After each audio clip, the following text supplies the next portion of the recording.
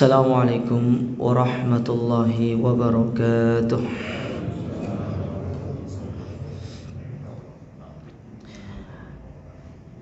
Alhamdulillahi rabbil alamin.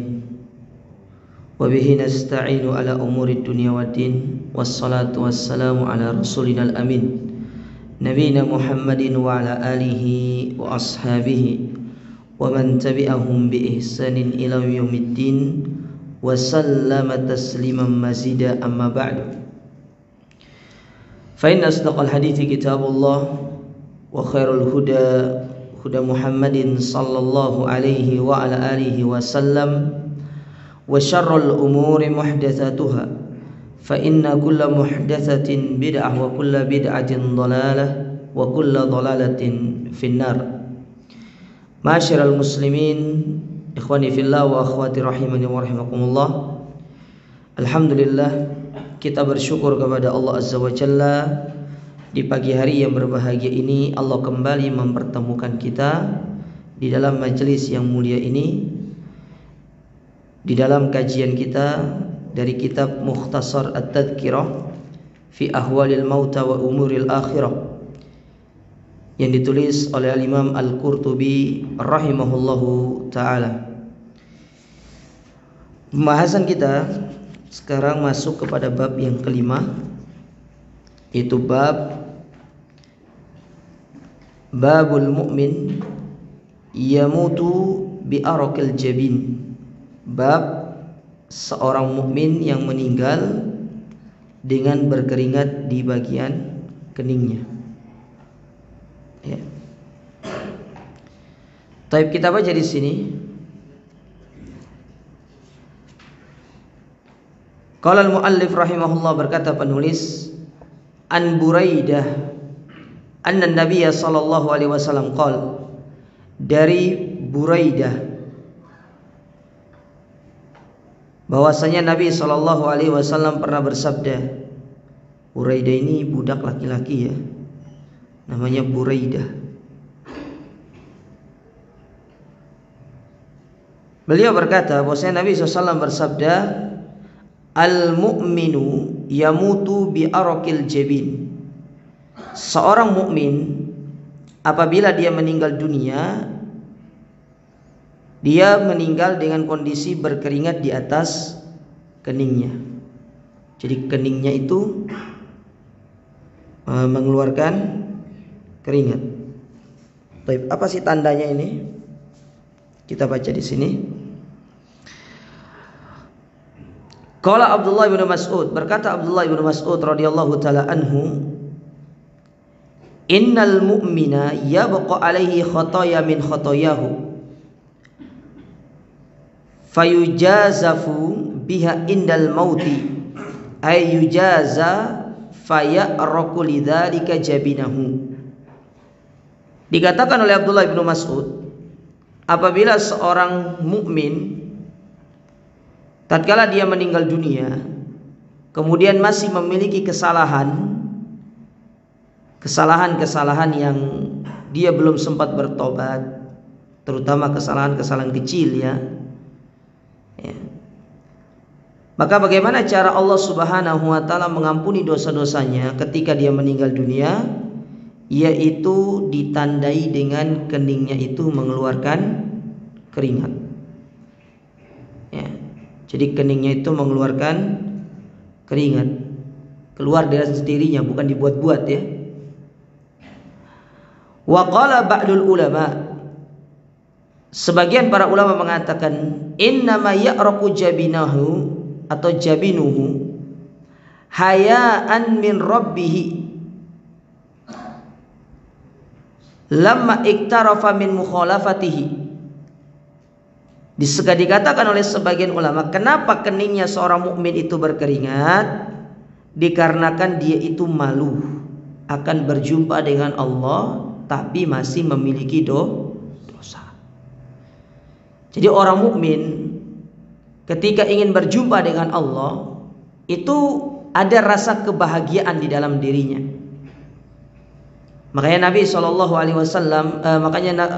Allah Subhanahu Wa Taala ketika mengirim malaikat maut kepada Ibrahim, Kemudian Ibrahim mengatakan, bagaimana seorang kekasih kok ingin mencabut nyawa dari kekasihnya? Maka malaikat maut datang kepada Allah melaporkan perkataan Nabi Ibrahim, artinya menyampaikan perkataan Ibrahim. Maka Allah membalas dengan mengatakan, tidaklah seorang kekasih pasti rindu ingin bertemu dengan kekasihnya. Maka Nabi Ibrahim pun rela untuk nyawanya dicabut. Nah, ketika seorang mukmin nyawanya itu dicabut, di situ ada sebuah kabar gembira bahwasanya dia akan berjumpa dengan Rabb-nya. Dan itu suatu kegembiraan tersendiri bagi seorang yang beriman. Di satu sisi dia gembira karena dia akan melepaskan dirinya dari dunia yang penuh dengan fitnah ini, dengan ujian ini. Sebagaimana kita tahu bahwasanya dunia itu merupakan tempat ujian, darul ibtila, tempat fitnah, ya, tempat di mana kita ini menerima hukuman di sini. Sebagaimana tatkala Allah melarang Nabi Adam dan Hawa untuk mendekati satu pohon yang ada di surga, tapi mereka mendekatinya dan Allah memberikan hukuman kepada mereka, dan ini kehukuman kepada kita semuanya. Mereka dikeluarkan dari surga dan ditempatkan di bumi, ya, ditempatkan di dunia ini. Nah, kita akan kembali ke sana, tapi melalui proses perjalanan yang panjang. Nah, ketika seorang meninggal itu ada kegembiraan tersendiri. Dia akan bertemu dengan Rabb-nya. Dia akan berjumpa dengan Rabb-nya. Dia telah melewati fase yang penuh dengan cobaan, penuh dengan syahwat, penuh dengan syubhat di atas muka bumi ini. Dia akan masuk ke dalam fase berikutnya. Nah, kalau orang yang beriman kepada Allah, dia bahagia. Namun di balik kebahagiaan itu ada rasa malu yang tersimpan di dalam diri orang-orang beriman, terutama tatkala dia meninggal dunia, ada dosa-dosa yang tidak sempat dia bertobat kepada Allah. Maka cara Allah mengampuninya adalah dengan mengeluarkan keringat dari keningnya, ya. Cara Allah mengampuni adalah dengan mengeluarkan keringat dari keningnya. Li'anna masafala minhu qad mata. Kenapa demikian? Dikarenakan dia itu telah melakukan satu hal yang itu merupakan larangan, dan dia sudah memiliki waktu yang sudah habis untuk meminta ampun kepada Allah. Waktunya sudah habis, tapi masih ada kesalahan-kesalahan yang belum dia sempat untuk bertobat kepada Allah. Maka apa yang tersisa darinya dari dosa-dosa tersebut, maka niscaya Allah mengampuninya dengan mengeluarkan keringat di keningnya sebagai bentuk rahmat Allah Subhanahu wa taala kepada orang-orang tersebut. Nah, ini yang dikatakan oleh Abdullah bin Mas'ud. Ya. Oleh karenanya masyarakat muslimin, seorang yang beriman itu dia harus memiliki rasa malu kepada Allah, terutama di dalam dia bermaksiat kepada Allah. Ketika seorang mukmin tidak memiliki rasa malu, itu yang menyebabkan kita itu sangat mudah untuk melakukan kemaksiatan. Hasan Al-Basri rahimahullah, beliau pernah mengatakan begini, wa alimtu anna Allaha muttali'un alayya. Aku tahu bahwasanya Allah itu selalu memandang aku, selalu melihat aku, selalu mengawasiku. Wa ana mustahin an yattali'a alayya wa ana ala ma'siyatin. Dan aku malu, kata Hasan Al-Basri, ketika Allah melihat diriku ternyata aku sedang bermaksiat kepadanya. Ini yang terkadang seorang itu melupakan di dalam dirinya ada sifat muraqabatullah, selalu merasa diawasi oleh Allah. Padahal Allah itu tidak tidur. Allah itu senantiasa mengawasi kita. 24 jam Allah mengawasi kita. Tidak cukup Allah mengawasi kita, Allah menjadikan ada yang mengikuti kita kemanapun kita pergi, yaitu 2 malaikat yang siap mencatat kebaikan dan keburukan dari yang kita kerjakan.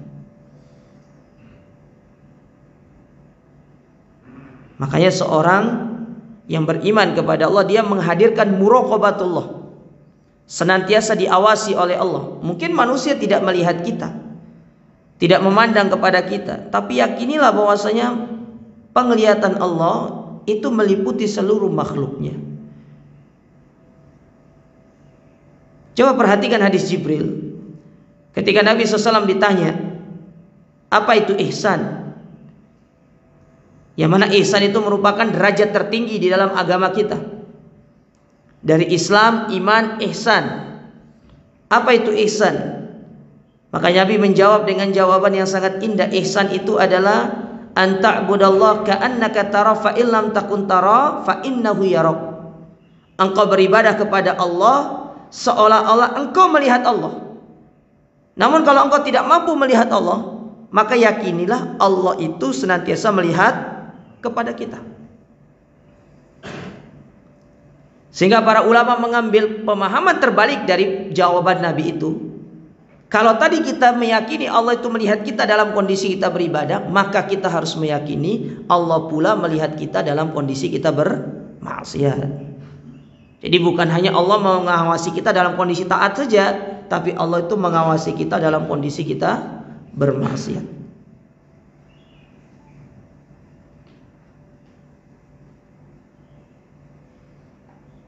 Saking baiknya Allah Ta'ala kepada kita, ya, dari kemaksiatan yang kita lakukan, Allah katakan,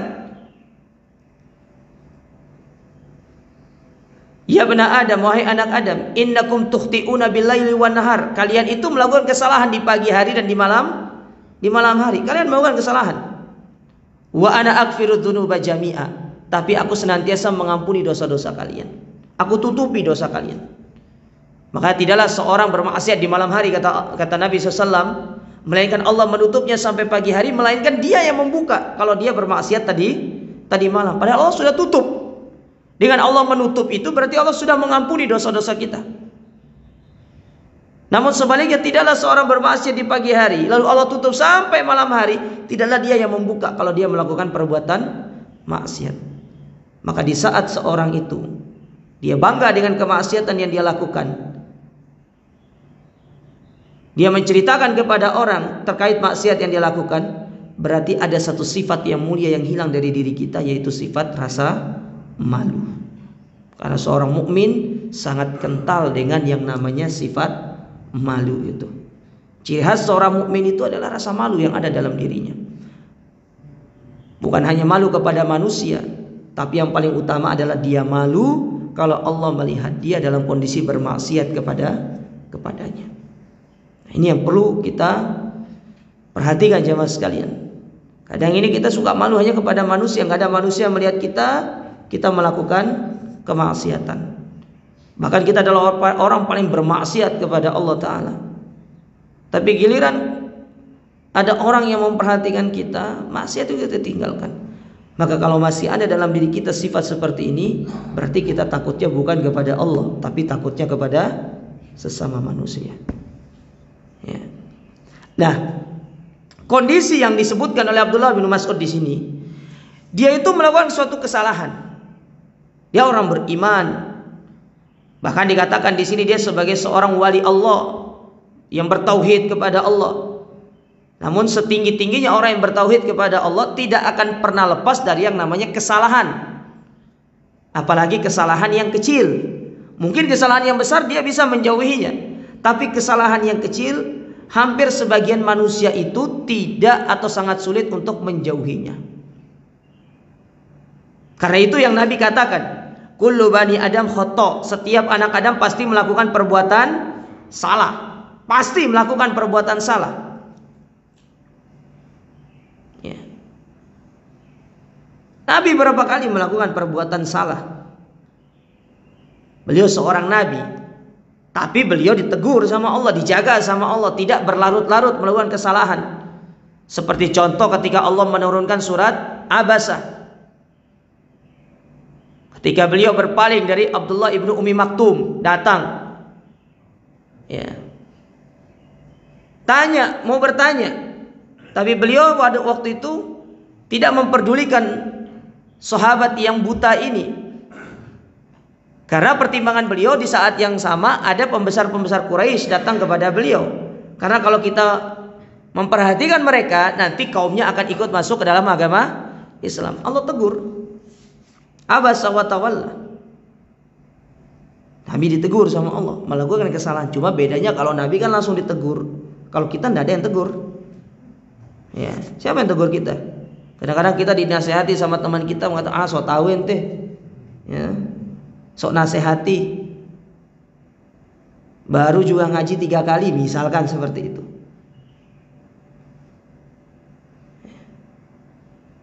Nah, ini. Nah, orang yang bertauhid itu adalah orang-orang yang tidak lepas dari yang namanya kesalahan. Ketika dia meninggal dunia, dikatakan di sini, ketika dia meninggal dunia, ada kesalahan yang dia tidak sempat untuk dia meminta maaf kepada Allah, bertobat kepada Allah Subhanahu wa taala. Ya. Maka bagaimana caranya Allah mengampuni dosa-dosanya itu? Yaitu dengan Allah mengeluarkan keringat di keningnya. Wa innamal araqul ladzi yadhharu liman halat bihi ar-rahma. Ya. Kata Imam Al-Qurtubi di sini, dan tidaklah keringat yang muncul pada kening seorang mukmin melainkan itu merupakan rahmat dari Allah. Rahmat dari Allah Subhanahu wa taala. Fa innahu laisa min waliyyin wala sadiqin wala birrin illa wa huwa mustahin min rabbih. Maka ketahuilah, tidaklah kondisi seperti ini melainkan didapatkan oleh orang-orang yang beriman, yang dia itu memiliki rasa malu kepada Allah Ta'ala karena dia takut Allah itu memperhatikan dia dalam kondisi dia bermaksiat. Dan bahkan disebutkan oleh para ulama, bisa jadi ya itu merupakan salah satu tanda dia mendapatkan akhir kehidupan yang baik di dalam hidupnya, ya, akhir kehidupan yang baik. Adapun orang kafir, maka mereka, kata Al-Imam Al-Qurtubi, tidak akan merasakan kondisi yang demikian. Artinya keningnya dia tidak akan berkeringat. Karena sifatnya orang kafir itu sendiri, dia tidak punya rasa malu. Orang kafir itu tidak punya rasa malu, bermaksiat semaunya, berbuat syirik kepada Allah Subhanahu wa taala, meninggalkan ketaatan kepada Allah. Tidak ada rasa malunya. Ya. Oleh karenanya Nabi SAW mengatakan, idza lam tastahi fasna ma syi'ta. Kalau engkau tidak punya rasa malu, maka silakan berbuat sesuka hatimu. Diberikan keluasan oleh Nabi SAW. Tapi kalau kita masih memiliki iman, pasti masih memiliki rasa malu untuk melakukan perbuatan yang tidak diperintahkan oleh syariat. Oleh karenanya dikatakan di sini dalam hadis Abdullah bin Mas'ud, mautul mu'min bi araqil jabin tabqa alaihil baqiyah.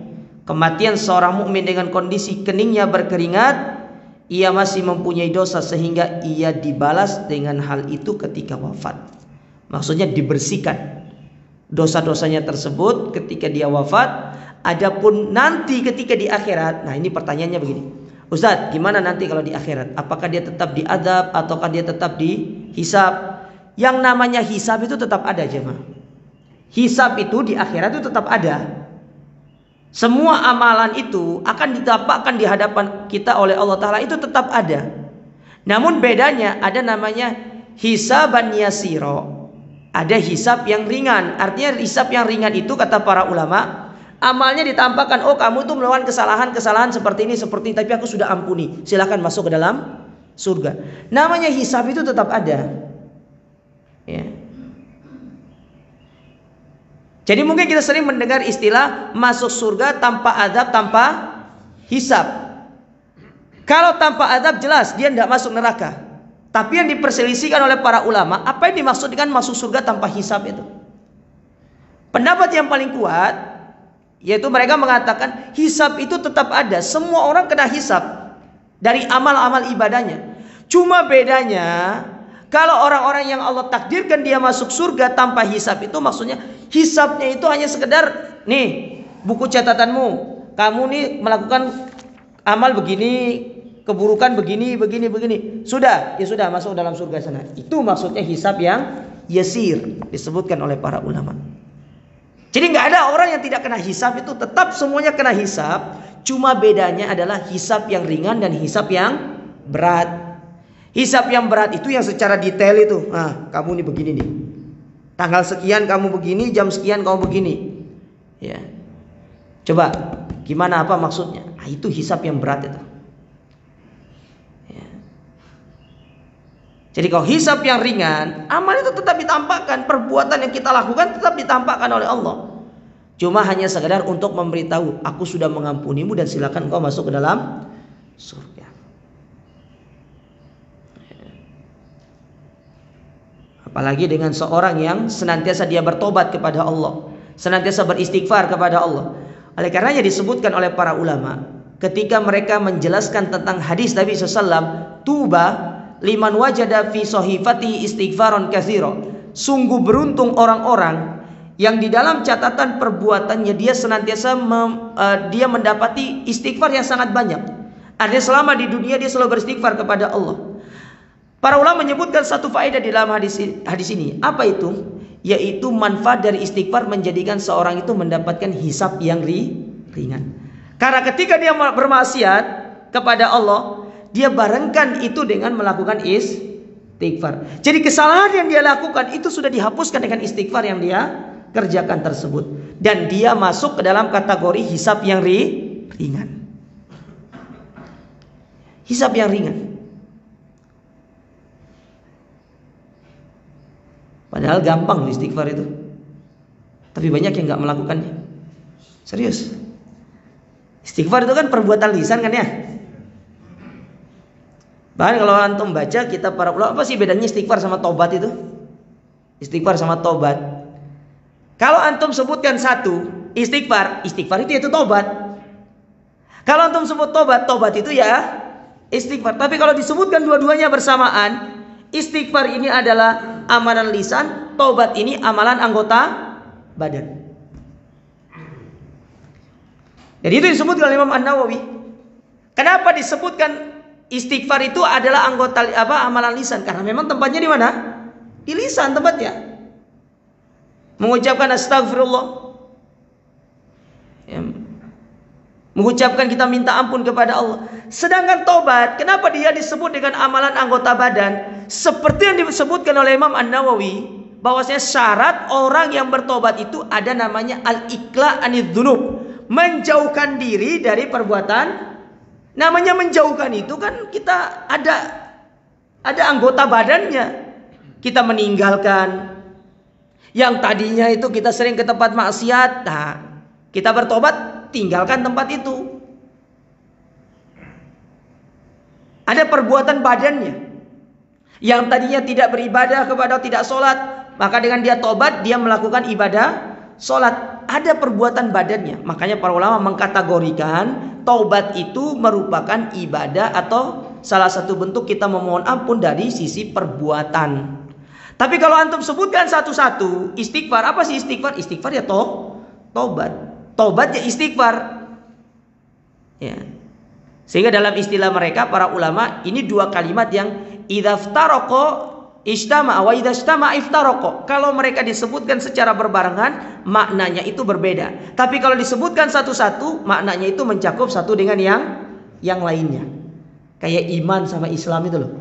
Apa itu iman? Ya iman itu Islam. Apa itu Islam? Islam itu iman.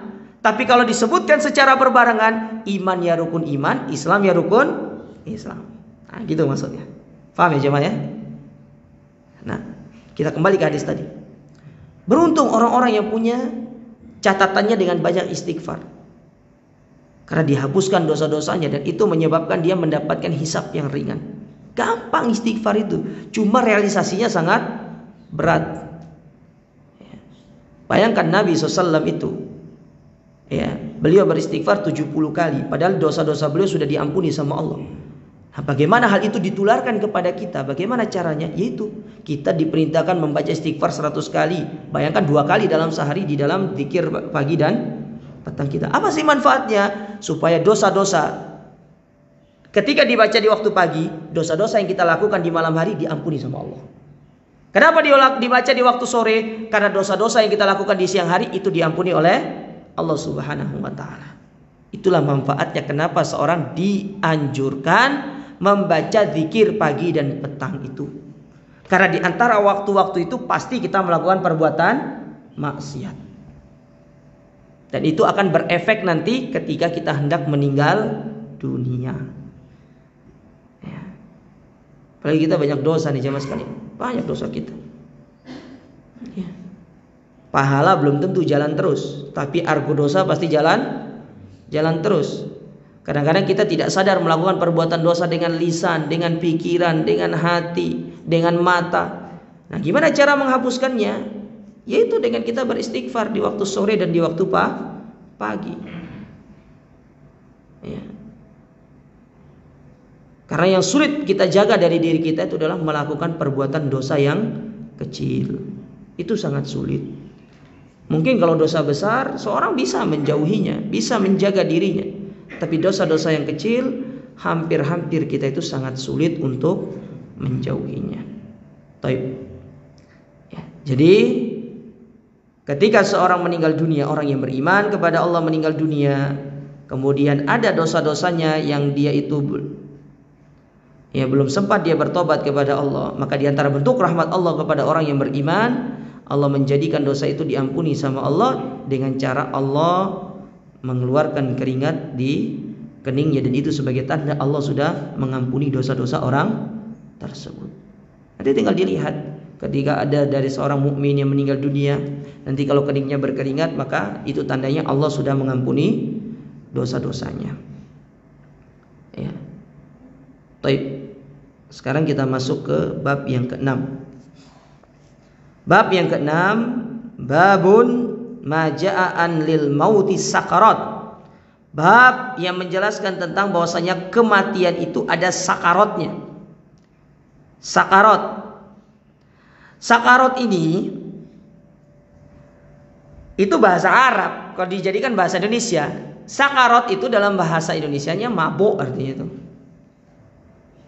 Mabuk. Kenapa disebut kematian itu ada mabuknya? Karena ada di mana fase seorang itu tidak sadar, dia itu mengucapkan atau dia tidak sadar, antara sadar atau enggak gitu loh. Ketika dia mau meninggal dunia. Ya, jadi ada fase itunya, fase mabuknya, fase tidak sadarnya. Fase dia tidak akan sadar untuk mengatakan sesuatu, dia merasakan sesuatu tidak sadar. Ya, makanya disebut dengan sakarat. Sakarat itu kan artinya mabuk sebenarnya dalam bahasa Arab. Dalam bahasa Indonesia kita. Cuma sudah diserap menjadi bahasa Indonesia menjadi sakarat, apa? Sekarat, ya. Sakaratul maut, kan? Sekarat ya. Ya, sekarat. Ya. Baik, kita baca di sini. Wasafallahu subhanahu wa ta'ala syiddatal mauti fi arba'i ayat. Allah menjelaskan tentang dahsyatnya kematian itu di dalam 4 ayat. Yang pertama dalam surat Qaf, ayat yang ke-19. Kata Allah subhanahu wa ta'ala, waja'at sakratul mauti bil haqq. Dan sungguh sakarat atau sakaratul maut itu benar adanya. Ya, benar adanya. Ada sakaratul maut itu. Tapi sakaratul maut antara satu orang dengan orang lain itu berbeda. Tidak sama.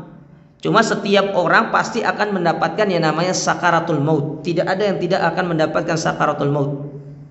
Tapi ada sakaratul maut yang ringan, ada sakaratul maut yang berat. Ya, ada sakaratul maut yang berat. Ya, dan orang yang paling berat merasakan sakaratul maut itu adalah para anbiya. Ya, para anbiya. Beda ya ketika dicabutnya ruh dengan sakarat, itu beda. Ya. Sakaratul maut itu pernah dicabut ruh. Jadi sebelum dicabut ruh itu ada sakaratnya dulu. Ya. Itu bedanya. Ya. Kalau sakaratul maut sebelum dicabutkan ruh. Nah, ketika selesai sakaratul maut itu baru ruh itu dicabut. Itu ayat yang pertama. Ayat yang kedua dalam surat Al-An'am pada ayat yang ke-93. Kata Allah Subhanahu wa taala, wala taro idzal zalimuna fi ghamaratil maut. Alangkah ngerinya Sekiranya engkau melihat pada waktu orang-orang yang zalim berada dalam kesakitan ketika sakaratul maut. Jadi gomarot itu artinya sakarat. Ya, sebagaimana disebutkan Imam Ibnu Katsir. Ya, gomarot itu artinya sakarat. Sakit. Jadi sangat sakit ketika orang-orang yang meninggal dunia merasakan sakarat itu. Ayat yang ketiga dalam surat Al-Waqiah ayat yang ke-83 kata Allah Subhanahu wa taala, "Falaula id balaghatil hulqum." Maka kalau begitu, mengapa tidak engkau mencegahnya ketika nyawa telah sampai pada kerongkongan? Ayat ini itu berbicara tentang orang kafir. Ya. Berbicara tentang orang kafir. Kalau sudah demikian, kenapa kok ruhnya, nyawanya tidak di stop ketika sampai pada kerongkongan? Maka dikatakan tidak mampu untuk menghentikan nyawa itu ketika sudah sampai pada kerongkongan. Nah, ini maksudnya dari hadis Nabi SAW bahwasanya orang yang bertobat ketika nyawanya sudah sampai kerongkongan tidak diterima. Kenapa? Karena ada keterpaksaan di dalam tobatnya. Andai kata nyawanya itu tidak dicabut, dia tidak tobat. Ya, andai kata nyawanya tidak dicabut, maka dia tidak bertobat. Tapi ketika nyawanya dicabut sampai kerongkongan baru dia bertobat, berarti ada keterpaksaan. Dan tobat yang sifatnya terpaksa itu tidak diterima sama Allah Ta'ala. Tidak diterima. Ya. Tobat yang dilakukan karena terpaksa itu tidak diterima sama Allah Subhanahu wa Ta'ala. Sehingga ada istilah di dalam kehidupan kita ini namanya tobat sambal ya. Ini pedes berhenti. Ini kalau dapat musibah berhenti. Giliran musibahnya selesai maksiat lagi. Ya, kumat lagi. Ya, yang disingkat tobat maksiat itu tomat. Kalau enggak ada musibah dia enggak berhenti. Ya. Giliran sudah ada musibah berhenti, oh saya tobat ya Allah sama Allah. Segala macam. Giliran musibahnya selesai, ujiannya selesai, maksiat lagi sama Allah. Pertanyaannya, Ustaz, orang seperti ini tobatnya diterima gak sama Allah? Ya. Kata para ulama, memang secara zahir hadis mengatakan orang maksiat tobat, maksiat lagi tobat, itu tobatnya diterima sama Allah.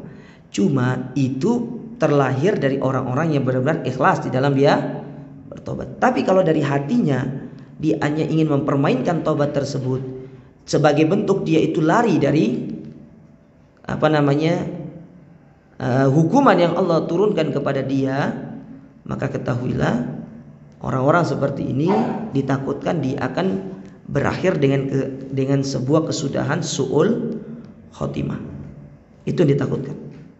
Ya, dia akhir dari kehidupannya su'ul khotimah. Ya. Apalagi kalau kesalahan yang dilakukan itu sama. Adapun hadis yang menyebutkan tentang orang bertobat dari kemaksiatan kemudian dia jatuh dalam kemaksiatan, itu bukan maksiat yang sama, tapi maksiat yang berbeda. Ya, jadi maksiatnya bukan maksiat yang sama. Ketika dia bertobat dari satu kemaksiatan, dia jatuh lagi dalam kemaksiatan yang berbeda. Lalu dia bertobat lagi dari kemaksiatan tersebut. Ternyata jatuh lagi, tapi kemaksiatan yang berbeda, bukan kemaksiatan yang satu jenis. Kalau kemaksiatan tersebut sifatnya satu jenis, kata para ulama, berarti ada unsur kesengajaan dalam dirinya. Dan ini yang bisa jadi menyebabkan dia itu mendapatkan su'ul khotimah nantinya. Ya. Su'ul khotimah. Tapi wallahu a'lam. Dalam masalah ini kita kembalikan kepada orang tersebut. Ya, semoga benar-benar orang yang seperti ini dia memiliki hati yang benar-benar ikhlas di dalam dia bertobat. Karena kita tidak ngerti sebenarnya. Ya, cuma kita menghukumi secara zahirnya. Ayat yang keempat dalam surat Al-Qiyamah pada ayat yang ke-26. Kata Allah Subhanahu wa taala, kalla idza balagatit taraq. Dan apabila nyawanya telah sampai pada kerongkongan. Ayat ini itu Allah datangkan setelah Allah menyebutkan tentang nikmat penduduk surga. Antum lihat ayat tersebut ya. Nanti ayat 21, 22 itu disebutkan tentang nikmat penduduk surga. Ya, jadi kalau kita mau baca ya, di ayat 21, 22 dalam surat Al-Qiyamah itu.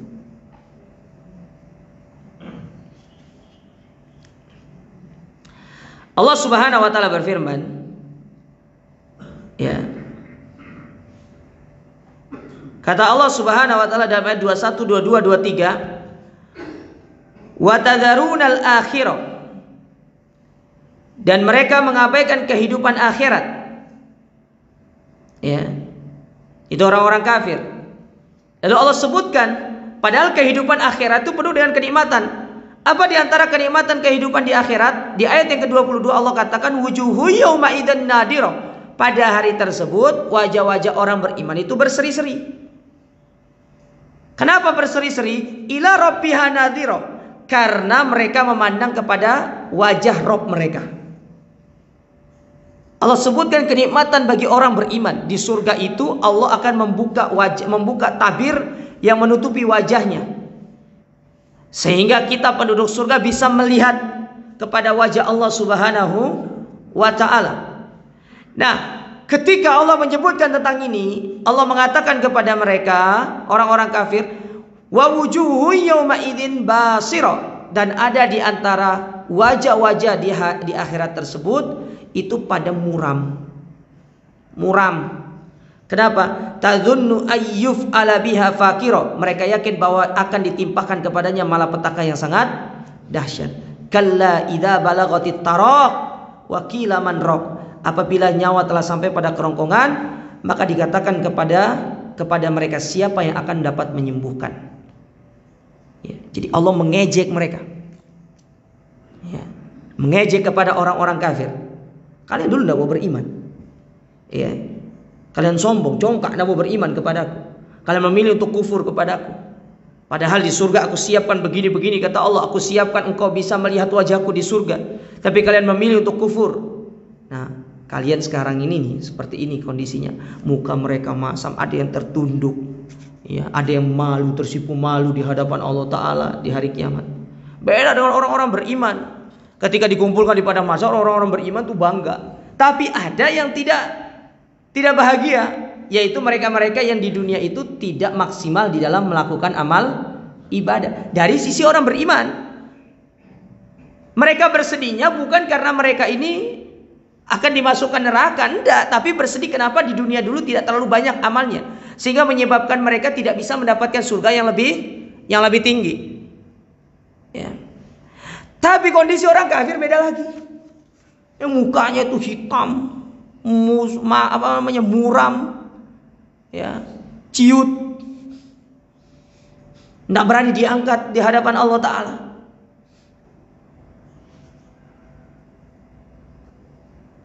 Bahkan terlihat hina mereka di hadapan Allah.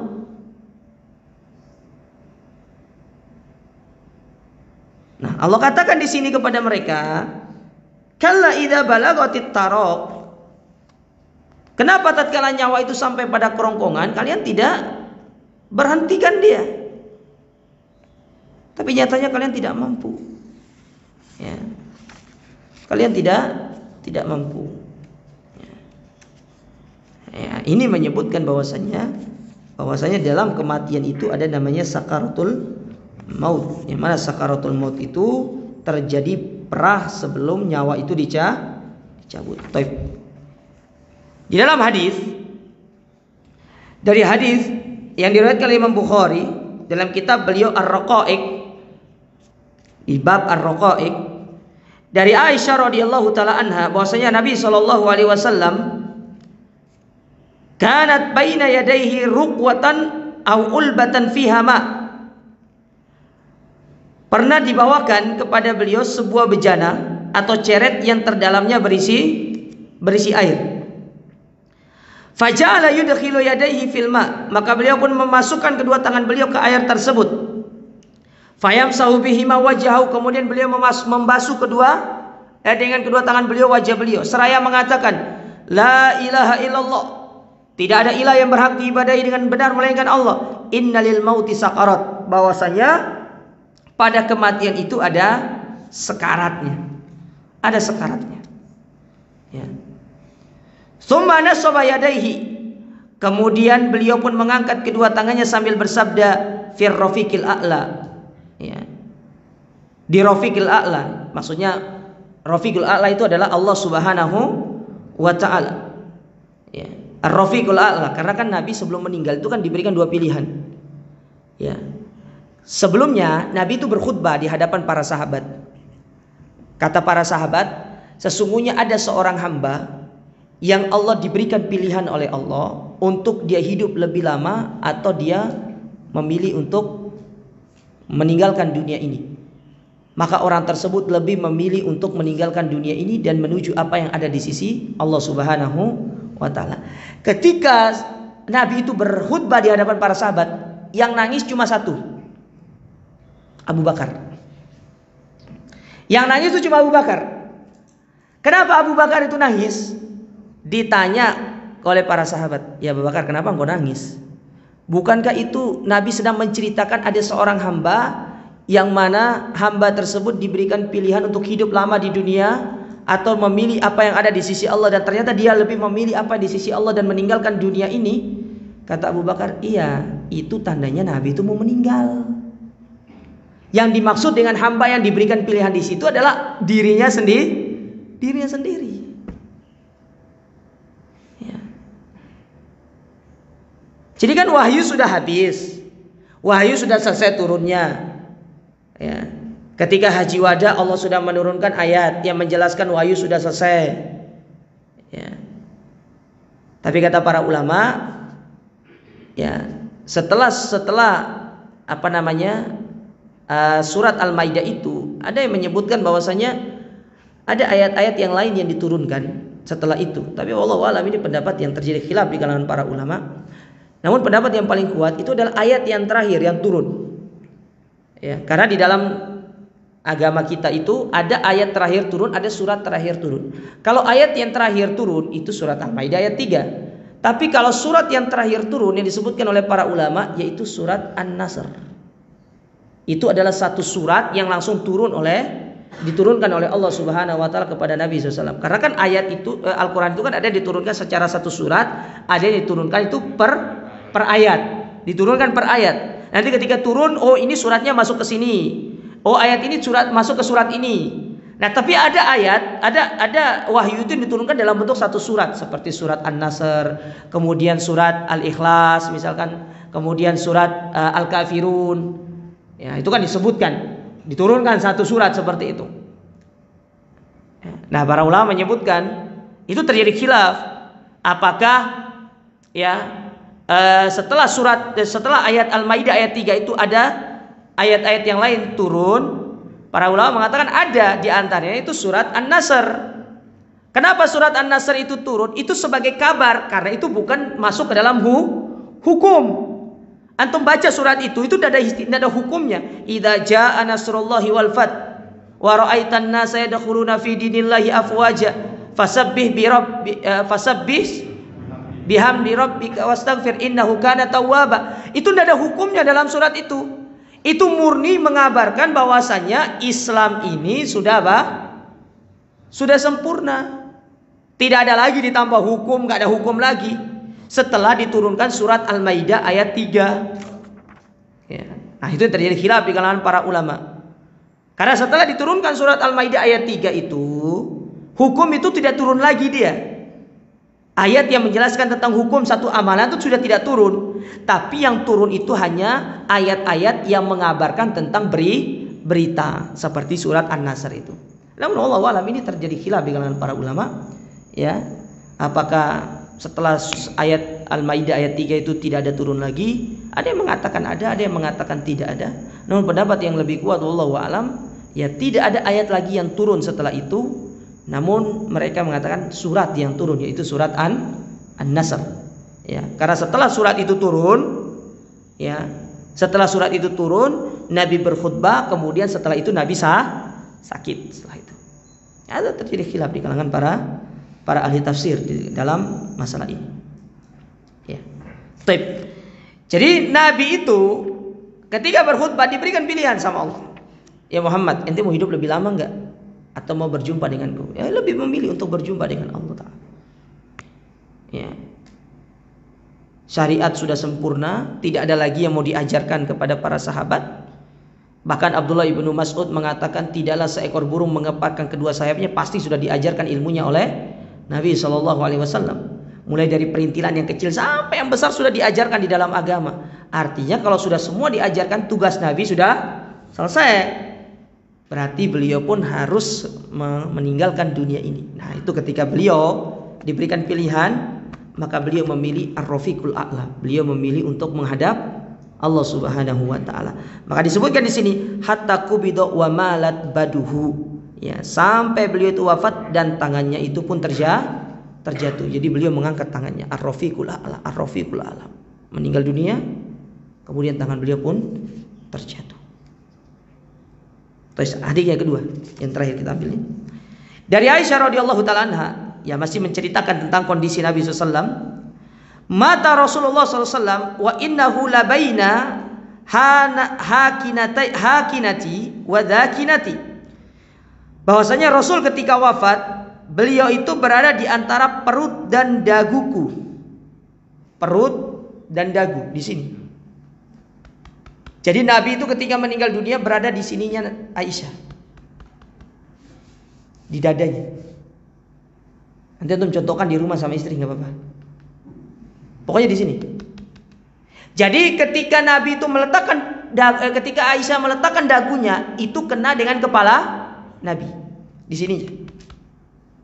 Ya, karena ketika itu Nabi SAW dalam kondisi sakaratnya itu berada di dalam pelukan Aisyah radhiyallahu taala anha.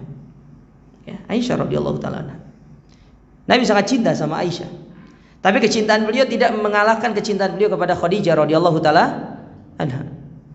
Karena pernah ditanya sama Nabi SAW ketika di Madinah, "Ya Rasulullah, siapa manusia yang paling kau cintai?" Maka Nabi mengatakan, "Aisyah." Kemudian dari kalangan laki-lakinya siapa? Abuha, bapaknya. Ya, Abu Bakar As-Siddiq radhiyallahu taala anhu. Jadi Aisyah sangat cinta kepada Nabi SAW cinta kepada Aisyah radhiyallahu taala anha. Ya. Nah, ketika beliau meninggal, ketika beliau mulai sakit kan beliau berada di rumah Aisyah, kan meminta izin kepada istri-istri yang lain. Padahal pada waktu itu jatahnya bukan di rumah siapa?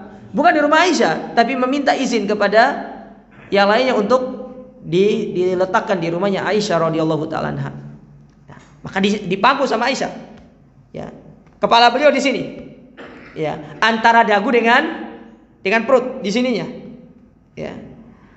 Kata Aisyah, "Fala aqra syiddatil mauti li ahadin ba'dan Nabi sallallahu alaihi wasallam." Maka aku tidak akan takut terhadap dahsyatnya sakaratul maut setelah kematian Nabi. Artinya beliau melihat bagaimana Nabi itu merasakan sakaratul maut. Ya, merasakan sendiri melihat sendiri bagaimana Nabi merasakan sakaratul maut. Ya, jadi dipeluk. Ya, dipeluk. Nah, di sini ada satu pelajaran kata para ulama, bahwasanya bolehnya seorang istri atau suami ketika pasangannya itu sakit dalam kondisi seperti itu, boleh dia yang menemaninya dalam kondisi sakaratul maut, dipeluk. Boleh. Cuma dalam kondisi memang kita itu berilmu, supaya apa? Kita bisa mentalkin. Nah, Aisyah tidak mentalkin Nabi, karena yang mentalkin Nabi itu para malaikat. Yang mentalkin Nabi itu malaikat. Sementara Aisyah tidak mentalkin Nabi SAW. Nah, kita kan siapa yang mentalkin? Malaikat tidak ada yang mentalkin itu. Iya.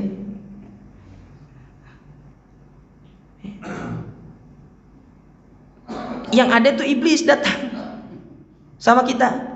Jin itu datang sama kita. Yang penting kita mati dalam kondisi kufur. Nah, di situ pentingnya pasangan itu dia mengerti apa yang harus dia lakukan ketika suaminya atau istrinya sedang dalam kondisi sakaratul. Dipeluk aja, dipeluk. Ya, dipeluk. Jadi berbaring dia seperti ini. Ya, dipeluk seperti itu. sambil dibisiki kalimat la ilaha illallah. Kalau dalam kondisi yang sangat jangan la ilaha illallahnya itu los saja, la ilaha illallah, la ilaha illallah. Ujungnya jatuh dalam zikir la ilaha illallah, la ilaha illallah. Tapi diberikan jeda supaya dia itu bisa mengikuti dengan baik. Ya. Supaya bisa mengikuti dengan baik.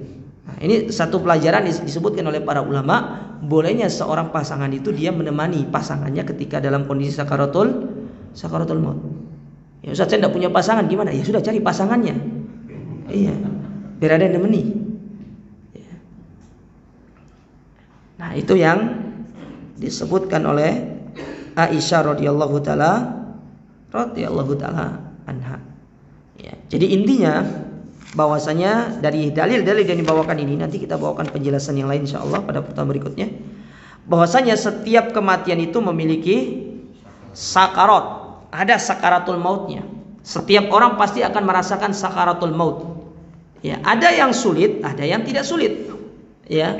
Dan itu tergantung kepada keimanan kita kepada Allah taala. Ya. Tapi Nabi itu sangat sulit sakaratul mautnya. Ya. Kenapa demikian? Apakah bukan berarti Nabi itu tidak beriman? Ya kita katakan para Nabi itu jangankan sakaratul maut, sakit saja itu 2 kali lipat dari manusia biasanya. Kalau manusia manusia biasa kalau temperatur suhunya ketika sakit misalkan 38, Nabi itu lebih daripada itu, lebih panas. Makanya Aisyah radhiyallahu taala ketika melihat Nabi itu sedang sakit kepanasan, Fatimah radhiyallahu taala melihat Nabi sedang sakit, itu keringatnya luar biasa. Merah muka beliau. Merah sekali muka beliau saking panasnya. Makanya Nabi mengatakan kepada Fatimah, kami para nabi diberikan rasa sakit itu 2 kali lebih lipat daripada manusia biasa. Ya. 2 kali lipat daripada manusia biasa. Dan itulah memang keistimewaan para nabi. Ya, bukan berarti itu sebagai siksaan kepada, bukan, itu sebagai kemuliaan. Ya, kemuliaan untuk mengangkat derajat-derajatnya. Ustaz, gimana kalau musibah itu, kan musibah turun, penyakit. Kan begini kan ya, Nabi bersabda, tidaklah rasa demam, gundah gulana, kesedihan menimpa seorang mukmin melainkan sampai duri yang menusuk, melainkan itu menghapuskan dosa-dosa. Ustaz, gimana kalau sekiranya dia tidak punya dosa? Terus apa yang mau dihapus? Kalau memang dia tidak punya dosa seperti para nabi, tidak ada yang dihapus dari dosa-dosanya, maka hal tersebut digunakan untuk meninggikan derajatnya. Nah, jadi tidak dibuang percuma, tidak dibiarkan percuma oleh Allah Subhanahu wa taala. Kayak kita sekarang ini, ya. Kita mungkin secara dosa-dosa yang kita lakukan kita sering barengi dengan istighfar kepada Allah Subhanahu wa taala. Taruhlah sudah dihapus sama Allah dengan istighfar, dengan taubat kita. Artinya kita kembali dalam kondisi nol lah. Putih bersih. Tiba-tiba sakit. Terus gak ada dosa yang mau diampuni sama Allah taala melalui sakit ini. Terus gimana caranya? Maka caranya adalah itu dijadikan sebagai peninggi derajat. Oleh itu kalau kita berbicara tidak ada ya. Tapi kan masalahnya kan tetap ada dalam diri kita masalahnya. Ini kita berbicara dalam kondisi andai kata tidak ada. Ya, musibah yang menimpa kita itu tetap itu akan dijadikan sebagai peninggi derajat. Meskipun Nabi mengatakan di situ apa? Sebagai penghapus dosa. Karena tidak ada dosa yang dihapuskan, maka dia akan menjadi sebagai peninggi derajat seorang muslim. Ya. Makanya seorang Nabi, kenapa dia kalau sakit itu panasnya luar biasa? Ya diangkat derajatnya sama Allah Subhanahu wa taala. Ya. Jadi sakit para Nabi itu lebih sakit daripada manusia biasa. Begitu pula sakaratul mautnya juga lebih berat daripada yang lainnya. Ya. Tapi kondisi ini tidak akan dirasakan oleh selain dari para nabi. Adapun kita orang-orang beriman, ya, dan kemudian orang-orang kafir, maka itu berbeda dalam kondisi sakaratul maut dan kondisi ketika dicabut ruhnya. Ya. Hadza wallahu a'lam yang bisa kita sampaikan pada kesempatan berbahagia ini jemaah. Semoga ini bermanfaat. Ada yang bertanya? Silakan. Assalamualaikum warahmatullahi wabarakatuh.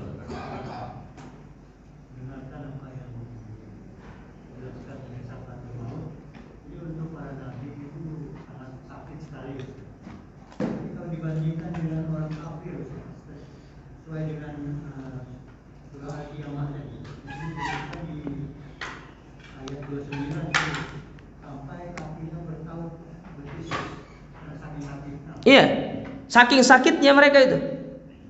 Ya, sampai kaki sampai betisnya itu saling bersilang, saking sakitnya. Dan itu sebagai hukuman mereka di dunia. Itu hukuman mereka di dunia. Ya. Makanya saya bilang tadi, dikecualikan dari para nabi, sakaratul maut itu yang sakit. Ketika kita berbicara mukmin dan kafir, mukmin itu kondisi sakaratul mautnya itu lebih gampang dan juga itu akan berlanjut ketika ruh itu dicabut. Nah, orang kafir dalam kondisi sakaratul maut itu sudah sakit, ditambah nanti ketika mereka lagi dicabut ruhnya itu lebih sakit. Itu sebagai hukuman mereka. Ya seperti yang disebutkan tadi dalam surat Al-Qiyamah ayat lanjutannya. Coba untuk baca lanjutan surat Al-Qiyamah itu, para jamaah sekalian. Allah gambarkan di situ bagaimana orang kafir itu sampai kakinya itu bertautan satu dengan yang lainnya. Ya, kalau begini gak sampai begini, saking mereka itu apa? Sakit sekali. Merasakan bagaimana sakitnya sakaratul maut itu. Tubuh-tubuh mereka itu terasa kaku semuanya. Ya, kaku. Mereka menahan rasa sakit itu. Berbeda dengan orang beriman. Orang beriman kakinya tidak sampai tertaut. Kalaupun orang beriman itu mereka merasakan sakit ketika sakaratul maut, hanya ditandai dengan mereka tubuhnya itu terangkat. Tubuhnya agak sedikit tegang, tapi tidak sampai kakinya bertautan, tidak sampai segitunya. Ya. Tidak sampai segitunya. Beda dengan orang kafir. Nah, di situ para ulama menyebutkan apa sih sebabnya orang kafir itu kok merasakan kesakitan dalam kondisi sakaratul maut. Yang pertama itu tadi sebagai hukuman dari Allah Ta'ala kepada mereka. Yang kedua, mereka tuh tidak mau berpisah dengan dunia ini. Tidak mau berpisah dengan dunia ini. Karena orang kafir itu tempat mereka adalah di dunia. Di dunia bagi mereka. Ya. Tapi kenyataan itu pasti datang kepada mereka. Kematian yang mereka selama ini katakan itu suatu hal yang tidak ada. Kematian yang selama ini mereka anggap itu hal yang nggak ada apa-apanya, biasa, mati ya udah mati. Ya. Mati ya mati. Namun nyatanya ketika mereka dihadapkan dalam kondisi seperti itu, mereka pun merasakan kesakitan yang luar biasa. Nah, di sini ada sebuah pertanyaan dari para ulama begini. Ustaz, kira-kira orang yang kena bom itu ada sakaratul mautnya enggak? Misalkan orang mati di atas pesawat itu loh, ada sakaratul mautnya enggak? Jawabannya ada. Tapi kita tidak tahu kondisi sakaratul mautnya seperti apa. Hadza wallahu a'lam. Ya, intinya sebagaimana Nabi mengatakan innalil mauti sakarat, orang mau mati itu pasti ada sakaratul mautnya. Dan itu disebutkan oleh para ulama. Pasti ada sakaratul mautnya, tapi kondisi sakaratul mautnya hadza wallahu taala a'lam. Seperti ketika kisahnya Firaun ketika mengejar Nabi Musa, ya. Kan laut itu ditempelkan lagi sama Allah Taala. Mereka nggak bisa lari ke depan, nggak bisa, ke belakang juga nggak bisa, ya. Lalu mereka digulungkan di dalam lautan itu. Maka kata para ulama, meskipun Fir'aun itu digulung di dalam lautan itu oleh Allah Ta'ala, tetap dia itu merasakan yang namanya sakaratul maut. Tetap dia merasakan sakaratul maut, ya. Karena itu sesuatu yang pasti, ya. Dan seorang tidak bisa melazimkan satu kondisi kepada seluruh orang. Tapi kondisi sakaratul maut itu berbeda-beda sesuai dengan apa? Kondisi kematiannya. Sesuai dengan kondisi kematiannya. Memang secara normal kita lihat, normalnya kalau orang meninggal di atas tempat tidur misalkan, ya, orang-orang kafir diantaranya apa yang seperti Allah firmankan dalam surat Al-Qiyamah tadi, sampai-sampai kakinya itu bertautan satu dengan yang lainnya, saking dahsyatnya sakaratul maut yang mereka rasakan. Oleh karenanya jamaah sekalian, ya, kita senantiasa meminta kepada Allah Ta'ala supaya kita ini proses kematiannya itu dimudahkan oleh Allah. Dimudahkan, ya, baik sampai dari ruh itu dicabut seperti air yang keluar dari ceretnya. Kemudian ketika kita dicabut, yang keluar dari kita adalah bau harum yang lebih harum daripada minyak kasturi, Ya, kemudian kita disambut oleh para malaikat seraya mengatakan, ya ayatuhan nafsul mutmainnah, ya wahai jiwa yang tenang, ya hendaklah engkau menuju ampunan Rabbmu, menuju ridha Rabbmu, dan semoga engkau termasuk orang-orang yang dimasukkan ke dalam surga. Ya, kita berdoa sama Allah Ta'ala, ya semoga Allah Ta'ala mengakhirkan kehidupan kita dengan kondisi husnul khatimah. Ya, karena betapa dahsyatnya kematian yang sering kita jumpai, namun terkadang jarang kita bisa mengambil pelajaran di dalamnya. Hadza wallahu alam yang bisa saya sampaikan jamaah sekalian. Semoga apa yang disampaikan ini bermanfaat. Kurang lebihnya kami mohon maaf. Jazakumullahu khairan atas segala perhatian antum semuanya. Wa barakallahu fikum. Wassalamualaikum warahmatullahi wabarakatuh.